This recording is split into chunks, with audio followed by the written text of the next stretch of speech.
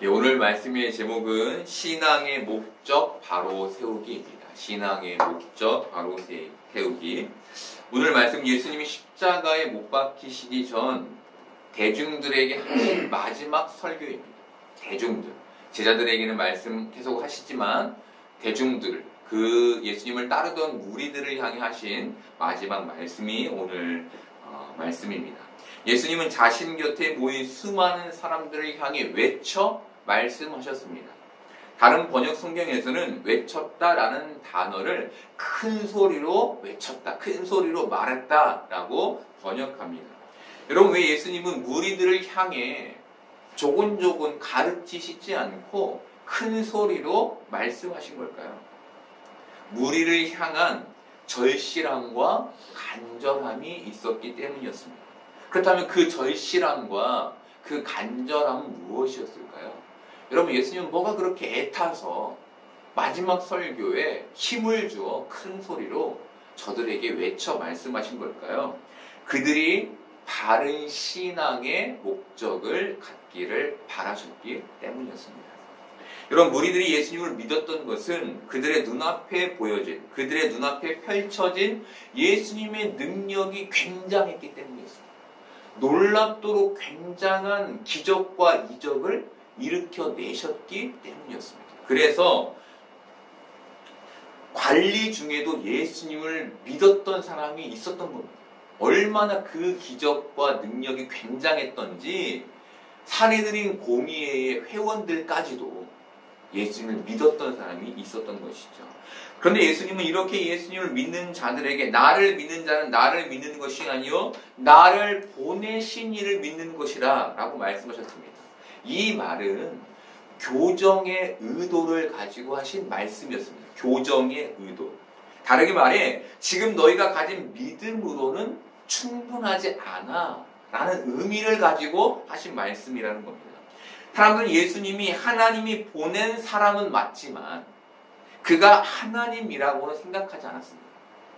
그 생각까지 미치지 못했습니다. 물론 그 생각까지 미치는 게 어려웠겠죠. 그렇죠. 왜? 그 전에도 구약 시대에도 하나님은 선지자를 보내셨고 그들도 기적을 일으켰으니 예수님도 그 중에 한 사람 정도일 것이다 라고 생각했을 수 있습니다. 그런데 예수님이 그들에게 바라셨던 것은 그 정도에서 머무는 게 아니었던 거예요. 그 정도에서. 여러분, 사람들은 예수님을 하나님과 분리된 존재로 생각했습니다. 분리된 존재. 이것은 이들이 현세의 축복을 받기 위해 예수님을 믿었지만 내세의 축복을 받기 위해 예수님을 믿지는 않았음을 의미합니다. 여러분, 과거에도 선지자가 있었습니다. 그 선지자들은 하나님의 말씀을 대언했고 기적을 일으켰습니다. 그런데 그들을 통해 구원을 받겠다는 생각을 안 했던 것이죠. 마찬가지로 지금 이 사람들도 예수님을 선지자 정도로 믿으며 그 능력에 따라 내가 어떤 혜택을 보고 싶긴 했지만 구원까지는 염두에 두지 않았다는 겁니다. 여러분, 이런 현상은 현대의 기독교에도 마찬가지로 나타납니다. 사람들은 하나님께 도움을 요청하며 신앙을 시작합니다. 그렇게 예수님을 믿게 되죠. 신앙을 시작하며. 그런데 딱 그 도움을 구하는 자리에서 멈춥니다. 그들의 신앙이 딱 그 도움을 구하는 자리. 좀 더 구체적으로 말하면 도움을 구하다가 그 도움이 해결되면 그때부터는 자신의 신앙을 더 연결해 가지 않는다는 거예요. 그래서 교회 안에는 기복신앙이 넘쳐납니다. 기복신앙을 다른 말로 하면 번영신학, 번영신학이라고 얘기해요. 번영신앙. 번영신앙은 하나님을 잘 믿으면 이 땅에서 건강하고 부유하게 되고 성공하게 되고 행복을 보장받을 수 있게 된다는 신앙을 말합니다. 이들은 물질의 축복과 세상의 성공을 신앙의 열매로 믿습니다. 신앙의 열매. 그래서 이들은 열심히 신앙생활합니다. 왜? 내가 열심히 신앙생활해야 신앙의 열매를 맺으니까. 그런데 그 목적이 문제라는 거예요. 그 목적이 나의 잘됨에만 있다는 겁니다. 나의 잘됨. 여러분, 예수님은 바로 이런 상태에 있던 그 무리들, 그 상태에서 고정되어서 벗어나지 못하고 있던 그 무리들에게 나를 믿는 자는 나를 믿는 것이 아니요 나를 보내신 이를 믿는 것이다 라고 말씀해 주신 겁니다. 조금 더 쉽게 얘기하면 너희는 나를 믿으며 하나님 앞으로 나아가야 돼 라는 말씀을 하신 것이죠. 여러분, 왜 이들은 이런 믿음을 갖게 된 걸까요? 왜? 복음을 단편적으로 이해했기 때문입니다. 복음을. 이렇게 복음을 단편적으로 이해한 사람들, 즉 복음을 축복으로만, 번영신앙으로만 이해한 사람들의 관심은 복을 받는 방법에 신앙이 치우칩니다. 여러분, 이것은 대단히 우리가 경계해야 될 거예요. 성경을 읽는데 성경에서 예수님께서 또한 바울이, 베드로가 기적을 일으키는 부분들이 나오죠. 그렇죠? 그런 부분들의 방법적인 부분을 캐치해서 그 방법으로 내 유익을 찾으려 한다는 거예요. 그 방법을 사용해서 그런 신앙이 된다는 거예요. 여러분, 우리가 성경에서 찾아야 할 건 복을 받는 방법이 아닙니다. 복을 받는 원리입니다. 여러분, 이게 아주 중요해요. 방법을 찾아서 그 방법을 행함으로 무엇인가 내가 이익을 취하는 것이 아니라 그 원리 안에서 살아가는 거예요. 그것을 신앙이라고 부르는 거예요. 그런데 이들은 이렇게 복에만 관심이 있는 이들은 성경에서 복을 받는 방법만 찾는 겁니다. 어떤 간증집에 나온 얘기입니다. 교회 터로 너무 좋은 땅이 있었는데 그 땅의 주인이 무당이었답니다. 무당. 이 사람이 무당에게 가서 이 땅을 나에게 좀 파십시오. 내가 교회를 짓고 싶습니다. 무당이 어떻게 하겠어요?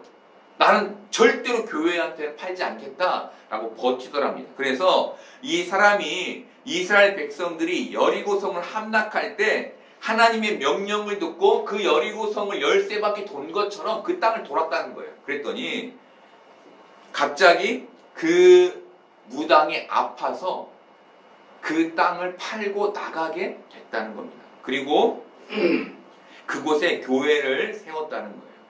여러분, 이 얘기는 충분히 있을 수 있는 얘기예요. 그리고 있는 얘기예요. 문제는 사람들이 하나님의 뜻을 제쳐두고 이 방법만을 가져와서 그 방법대로 실천해서 내가 원하는 것을 이루려 한다는 겁니다. 다시 얘기하면 그 방법만을 가져와서 그 방법에 내 열정과 내 열심과 내 최선을 다해서 실천한 후 거기에 따른 이득을 취하려 한다는 거예요. 여러분, 만약 여리고성 함락이 일반적인 방법이었다면 이스라엘이 더 이상 가나안을 점령하기 위해 전쟁을 할 필요가 없었겠죠. 그랬죠. 그 방법만 가지고 다른 성을 주위를 돌았으면 다른 성도 다 점령했을 거 아니에요. 근데 여러분, 그 이후로는 그런 일이 일어나지 않아요. 여러분, 우리가 진짜 알아야 할 것은 구원의 복을 받는 방법이 아니라 구원을 받는 복의 원리인 거예요. 성경은 우리에게 그것을 말해주고 있고 예수님도 우리에게, 그 무리들에게 그것을 말씀해주고 싶었던 거예요. 여러분, 구원의 복을 받는 원리가 무엇입니까? 예수 그리스도가 곧 구원의 하나님이심을 믿는 것이죠. 여러분, 그것밖에 없는 거예요. 그 원리 안에 사는 것. 여러분, 그리고 우리는 이미 구원의 복을 받은 사람 아닙니까? 하나님이 주시고 싶은 복을 우리에게 이미 주셨어요. 그런데 우리가 여기에서 다른 복을 구해. 계속해서. 그럼 하나님이 얼마나 어이가 없을까요? 야, 다 줬잖아. 뭘 또 달라 그래. 여러분, 구원의 복을 받은 사람들이 이 땅에서 살아가야 될 축복은 마음의 평강을 가지고 자신에게 주어진 삶에 최선을 다하며 복음의 삶을 살아가는 것에 있는 거예요. 여기에서 하나님 저걸 좀 더 줘요. 아니, 저것도 좀 더 줘요. 그것이 아니라고요. 우리는 이미 복을 받은 사람이에요. 그리고 우리가 이 땅에서 사실 누리고 싶은 그 물질의 축복, 그 성공의 축복은 하나님이 허락하시면 받아서 잘 누리며 겸손히 신앙생활 하는 것이고, 그렇지 않으면 지금에 만족하며 살아가는 게 복을 받은 사람이 가져야 될 태도인 거예요. 근데 많은 사람들이 그것 제쳐두고, 하나님 저 구원 받았으니 여기에서 이것 좀 더 주세요. 나는 신앙생활을 하고 있는 겁니다.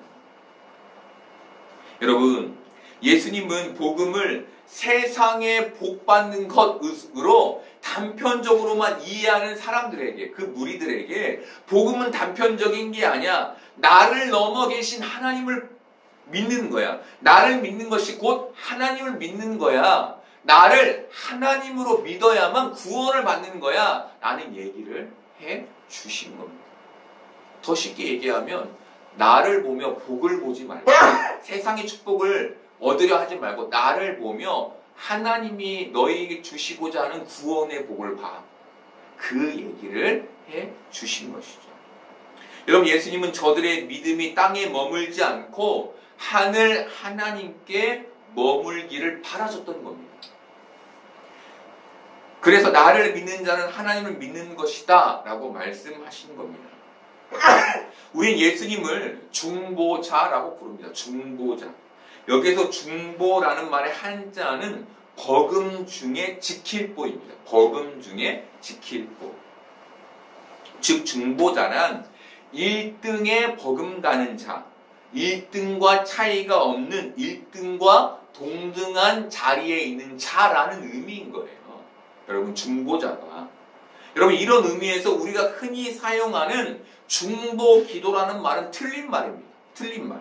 우리는 중보자가 될 수 없어요. 왜? 우리는 하나님과 동등된 자가 아니기 때문이에요. 우리는 피조물이잖아요. 그죠? 우리가 사용하는 중보 기도라는 말을 어떻게든 이해해 보면 사람들이 그 중보 기도의 중자를, 가운데 중자를 써서 하나님과 인간 사이에서 기도하는 역할이라고 이해할 수는 있지만, 중보의 본래 의미는 예수님의 하나님 되시는 겁니다. 여러분, 그걸 아셔야 돼요. 중보자 되신 예수님이라는 말은 예수님이 하나님이시구나 라는 말의 다른 말인 거예요.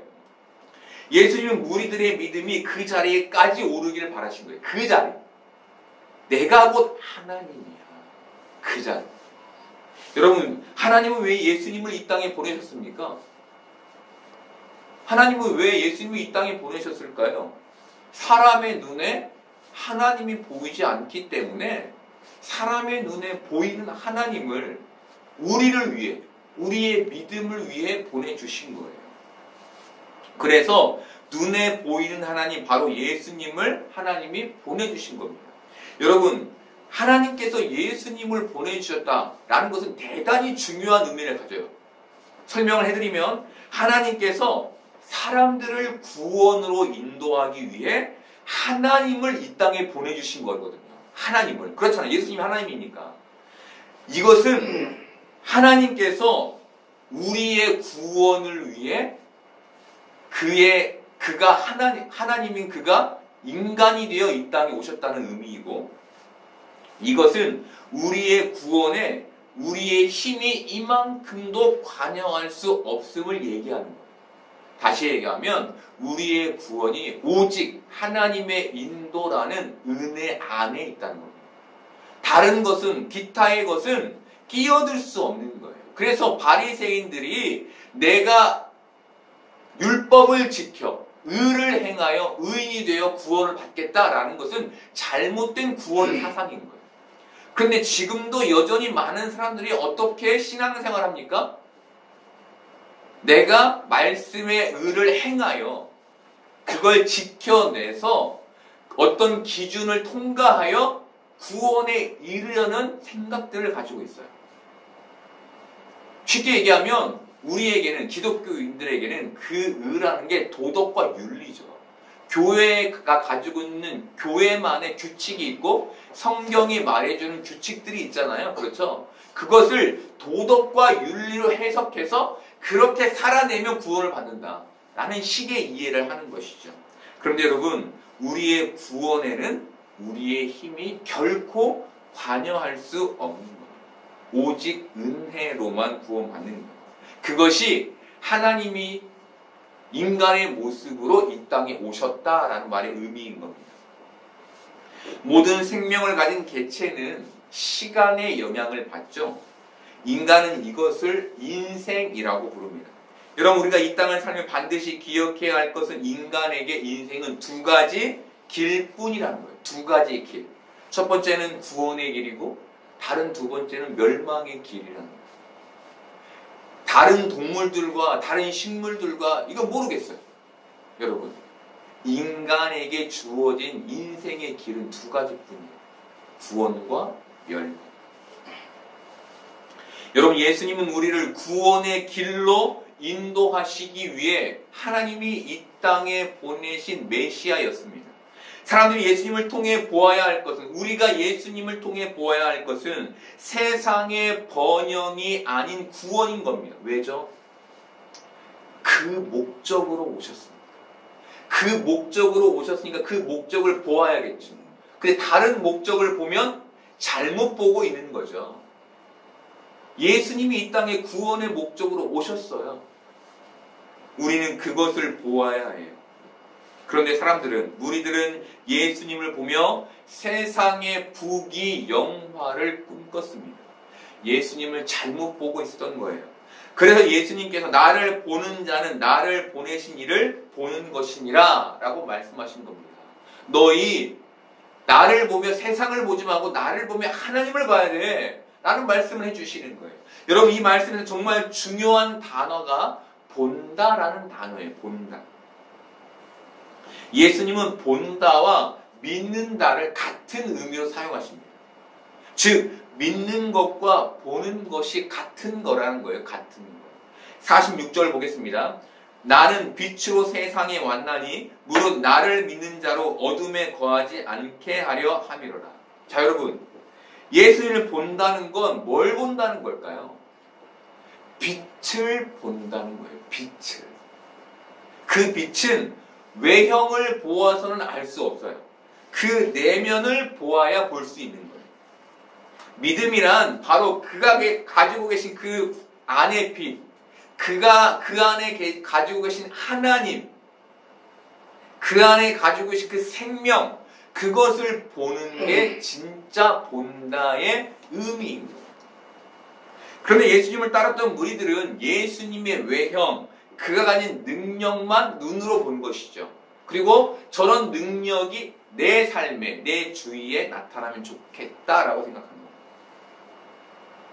여러분, 이들이 빛이신 예수님에게서 뭘 보고 있었던 겁니까?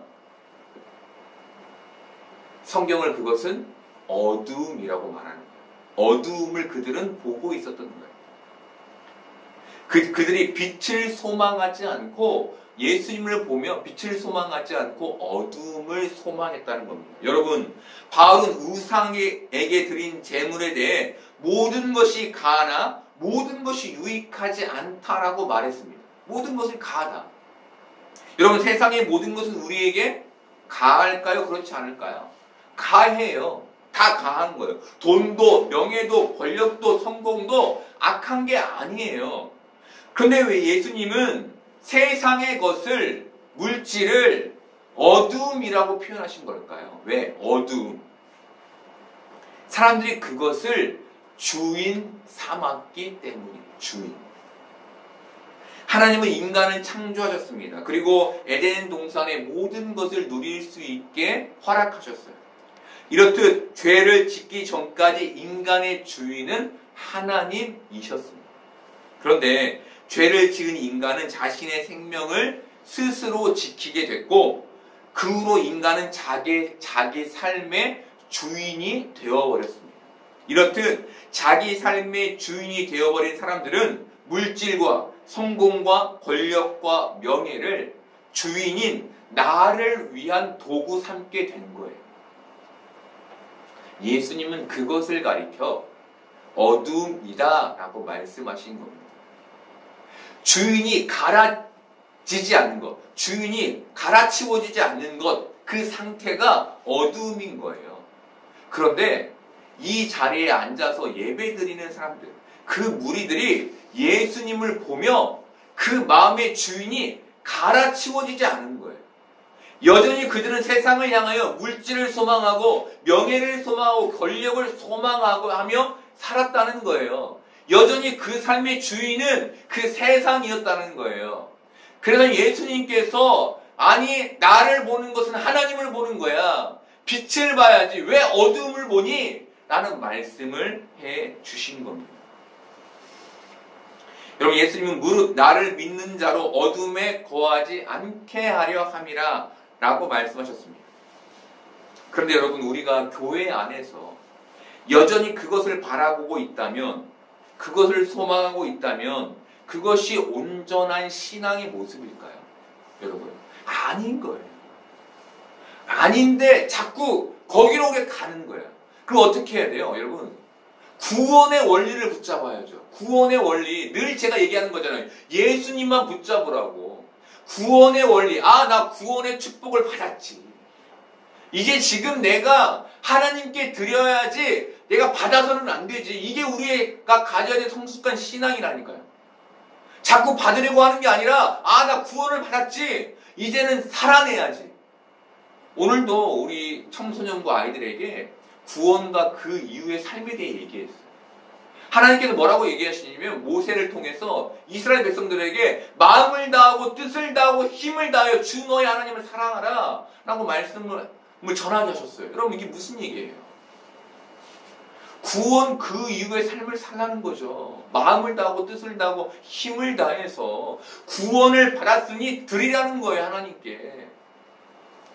여러분 이게 빛을 보고 빛에 거하는 삶인 겁니다. 여러분은 구원이라는 큰 축복을 받은 사람들입니다. 그러니 여러분 세상의 어둠에 욕심을 부리지 말고 지금 주님을 주인 삼아 이 땅을 주님께 바치며 살아가는 여러분 되기를 바랍니다. 예수님은 47절에서 사람이 내 말을 듣고 지키지 아니할지라도 내가 그를 심판하지 아니하노라. 내가 온 것은 세상을 심판하려 함이 아니요 세상을 구원하려 함이로라 라고 말씀하셨습니다. 여러분 예수님은 이 땅을 심판하기 위해 오지 않으셨습니다. 구원하시기 위해 오셨습니다. 이것이 예수님이 오신 목적입니다. 조금 더 구체적으로 설명하면 하나님께서 예수님을 보내시며 예수님에게 너 심판하지 마. 구원의 목적을 가지고 가라고 말씀하셨다는 거예요. 그래서 예수님, 우리가 성경을 보면 예수님께서 심판하시는 내용은 하나도 없습니다. 다 구원하시기 위한 행동과 말씀을 하시죠. 그런데 그 심판은 누가 하십니까? 후에 하나님이 하십니다. 근데 그 기준이 뭐죠? 예수님의 말씀이라는 거예요. 여러분 그분이 심판하러 오신 게 아니에요. 근데 그분의 말씀을 듣고 구원받은 자들은 들어 깨달아 변화되고 구원받지 못한 자들은 마음이 가려져 심판의 대상이 되는 것. 너무 놀라운 일들이 말씀 안에 숨겨져 있는 것이죠. 여러분 바울은 로마서 8장 1, 2절에서 이런 말을 합니다. 그러므로 이제 그리스도 예수 안에 있는 자에게는 결코 정죄함이 없나니 이는 그리스도 예수 안에 있는 생명의 성령의 법이 죄와 사망의 법에서 너를 해방하였습니다. 바울은 예수를 믿는 자들에게 결코 정죄함이란 말은 심판이라는 말이에요. 너에겐 심판이 없어 라고 말합니다.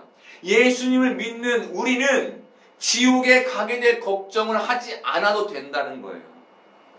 저는 청년 시절 성경을 읽는데 그 지옥이 너무 생생하게 소름 끼치도록 다가왔던 적이 있습니다. 그래서 지옥에 대한 두려움에 예수님을 영접했습니다. 그게 너무 생생한 나머지 영접하게 됐어요, 예수님. 그런데 그렇게 예수님을 주인으로 모신 후에도 여전히 제 안에는 지옥에 대한 두려움이 남아 있었습니다. 오랜 시간이 흐른 후에도 그 두려움, 그 정죄함이 없어지지 않더라고요. 그래서 제 기도는 그 죄에서 단 한 발자국도 나아가지 못했습니다. 늘 엎드리면 죄에 대한 회개만 하고 일어나게 되는 거예요. 그런데 후에 하나님은 제 안에 구원의 확신을 주셨습니다. 그리고 더 이상 지옥을 두려워하지 않게 되었습니다. 여러분, 우리는 예수님의 이름으로 심판에서 벗어난 존재인 겁니다. 아멘. 그래서 더 이상 구원에 이르지 못하게 될 것을 두려워할 필요가 없는 거예요. 아멘. 그런데 여러분, 문제가 뭐죠? 문제가 있어요. 우리는 여전히 죄를 짓는다는 거예요. 이 문제는 어떻게 해결할 수 있을까요? 로마서 8장 14절부터 18절까지를 보겠습니다. 무릇 하나님의 영으로 인도함을 받는 사람은 곧 하나님의 아들이라. 너희는 다시 무서워하는 종의 영을 받지 아니하고 양자의 영을 받았으므로 우리가 아빠 아버지라고 부르짖느니라. 성령이 친히 우리의 영과 더불어 우리가 하나님의 자녀인 것을 증언하시나니 자녀이면 또한 상속자 곧 하나님의 상속자요 그리스도와 함께 한 상속자니 우리가 그와 함께 영광을 받기 위하여 고난도 함께 받아야 할 것이니라. 생각하건대 현재의 고난은 장차 우리에게 나타날 영광과 비교할 수 없도다. 아멘. 그럼 바울은 성도들에게 너희가 하나님의 양자 되었다, 자녀 되었다라고 말합니다. 그러니 힘들면 하나님께 나가 부르짖으라라고 말합니다. 그러면 어떤 일이 일어납니까? 성령 하나님께서 너희가 하나님의 자녀인 것을 증언하실 것이다 라고 말합니다. 아멘. 여러분, 대단히 중요한 얘기죠. 우리가 하나님께 부르짖으면 하나님께서 우리에게 자녀된 은혜를 허락하신다. 아멘. 여러분, 세상은 고통에서 해방되는 게 하나님의 자녀가 누려야 할 특권이라고 말합니다. 그런데 기독교의 증언은 하나님의 자녀된 특권은 하나님께 부르짖는 것이라고 말합니다. 그게 우리의 특권인 거예요. 하나님이 우리의 부르짖음을 들으시는 겁니다. 여러분, 그런데 바울은 뭐라고 또 말합니까? 고난도 함께 받아야 한다 라고 말하죠. 여러분, 기독교인들에게 고난은 뭘까요? 몸이 아픈 걸까요? 사업이 어려워지는 걸까요? 물론 그것도 고난이지만 가장 어려운 고난이 사람을 사랑하는 것이죠. 사람을 사랑하는 것. 여러분, 우리는 곁에 있는 사람을 사랑해내지 못하는 고난 속에 삽니다. 그게 우리의 현실이에요. 현실.